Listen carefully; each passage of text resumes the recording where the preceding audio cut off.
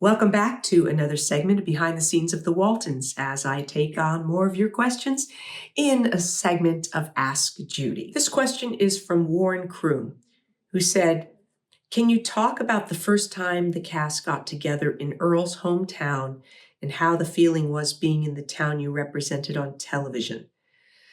Wow. The first time I remember us being there was when they opened the museum in Schuyler, and the entire cast was invited to come to that opening. And that's the first time I basically saw Earl's home and saw the museum that had been created in honor of the Waltons and that general community.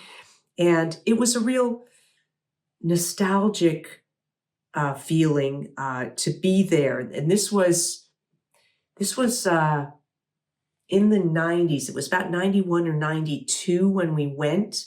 So it was, at least 10 years since we had been filming. I think we filmed our last reunion specials in, I guess, 80. The series ran 72 to 81. So 82, we did our reunion movie. So this was nearly 10 years after the series had ended. So it was great to all be together. It was great to take this trip down memory lane. And what was most astonishing was thousands of people showed up. We did not expect that, nor did the community. They had real traffic jams and logistic issues with all the people who arrived from all over the US. There were people from the UK. There were people, someone I think came from Australia. It was just astonishing to see this outpouring of interest and love for the series after 10 years after it had gone off the air from its original screenings. So, yeah, it was fascinating to go and see where it was based on and how different that looked from the Warner Brothers studio and the locations we used in Fraser Park and Franklin Canyon that were just not at all like what the Blue Ridge Mountains looked like. So it was wonderful. And it was that trip back that I think inspired Earl to pursue doing some more reunion movies. So it was instrumental in many significant ways and gave us the opportunity to get together and film new episodes. I think the only member of the cast who wasn't able to make it to that weekend was Richard Thomas. He was working. But the rest of us, it was just very special for us. And then I thought I would share just a fun set of additional things. Cammie had posted this fabulous picture of where you see Ellen Corby down in the bottom corner here. And she said that talked about Ellen when she started off, and she was basically a script girl and she handled continuity, that she made sure that everything matched and it was making it easier for the editors to cut the film together. She would also have been responsible for recording the various angles each scene was shot from and which takes were printed by the director. If an actor forgot a line or changed a line, she'd have shown them her script and given them the accurate version. All this experience meant Ellen was excellent at remembering who did what during a scene. And since she sat next to me at the kitchen table, she'd often whisper guidance to me. Your right braid was forward and you took your napkin off your lap right after your line, or you were eating bread during your first line and mashed potatoes during your second line. I mean, that's how specific we all needed to be to match what we were doing in those kitchen scenes.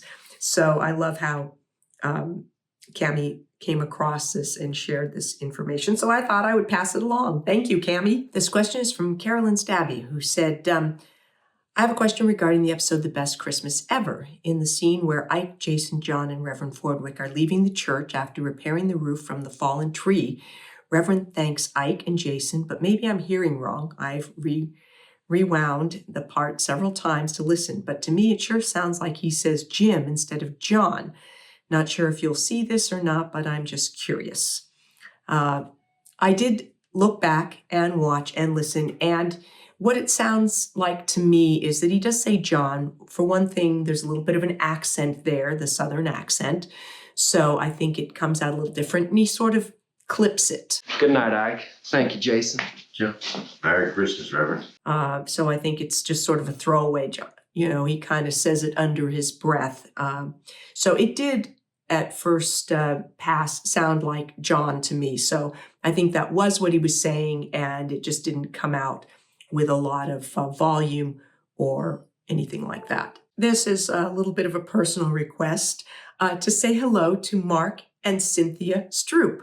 So hello, Mark and Cynthia. Mark said, if you do, I'll show this to my wife when she comes home, and she will be so happy because you and the Waltons help ground us to how real life, love, and family values should really be. You and the Waltons are the best show. Thank you so much, and my best to both of you. I just wanted to share something on a humorous note. I get fan mail from people that talk about how much they love my work and everything, which is lovely. But I have to say, sometimes I get messages from people that they'll list my work in ways that is inaccurate. They will say, oh yes, I really loved you in this film, and it's a film that hasn't come out yet, or something like that. So just a hint, if you're going to write to somebody, just be as authentic and truthful as you can be. So sometimes when I get those letters talking about shows that haven't come out yet or that I wasn't in, it just seems a little like perhaps the person isn't really asking for my autograph personally, but maybe they're looking to get autographs from people that then they sell, or somehow they think it'll mean more if they can list a bunch of my work. But just speak honestly to me and to other actors, because we can read through the stuff that isn't true. I never call people on it in the letters. Every once in a while I'll go, oh, that's interesting because that movie hasn't been released yet. But there you go. So just, we're people. Be real with us. Thanks. Thank you once again for joining me for this segment of Ask Judy. If you're enjoying these, please do hit like and subscribe. I'll see you next time for more behind the scenes of the Waltons, and I'll take up more of your questions in another segment of Ask Judy. Thanks for watching.